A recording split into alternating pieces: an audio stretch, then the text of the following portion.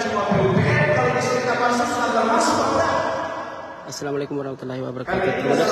Selamat sore kembali lagi kepada saya Muhammad Taqwa, reporter Tribun Timur, melaporkan di gedung DPRD suasana rapat paripurna hasil reses 2024 anggota DPRD Kabupaten Sinjai. Bahkan dendanya yang kurang lebih sekian itu belum ada yang DPR. Apakah denda ini sudah selesai yang kurang lebih 600 juta itu atau belum?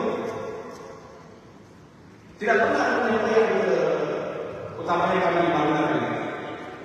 Belum pernah ada penyampaian.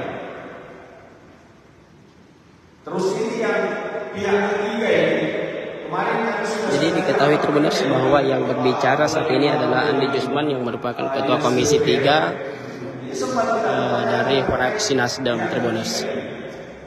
Ini pihak ketiga perusahaan lain, tapi orangnya tetap itu. Ya, inilah semua yang membuat kita untuk melakukan untuk membentuk suatu pansus untuk menyelidiki terkait kegiatan-kegiatan yang dilakukan oleh pemerintah daerah. Ya, termasuk tadi yang kita ini, yang kegiatan yang sebelumnya sudah kita ketuk palu di hotbis di ruas Purworejo itu. Tiba-tiba hilang ini. Tapi yang di sini itu di dalam rumahnya mantan bupati. Saya tidak tahu kapan dibahas itu. Ya, atau kayak antara pribadi atau lewat saya lapor. Ya. Ya, itu juga perkembangannya sangat terlalu.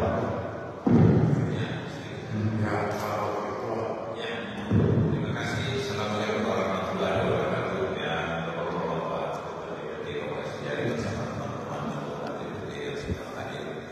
Ya, saya hormati Kepala Pemda bersama jajaran yang sempat hadir. Ya, syukur alhamdulillah laporan pansus hari ini sementara kita bahas-bahas terkait itu dan beberapa pertanyaan-pertanyaan teman-teman sebenarnya kesiapan pemerintah daerah ini dari setiap krisis kita selalu hadir dan pertanyaan itu hanya itu yang selalu muncul. Mungkin hari ini kesiapan itu pasti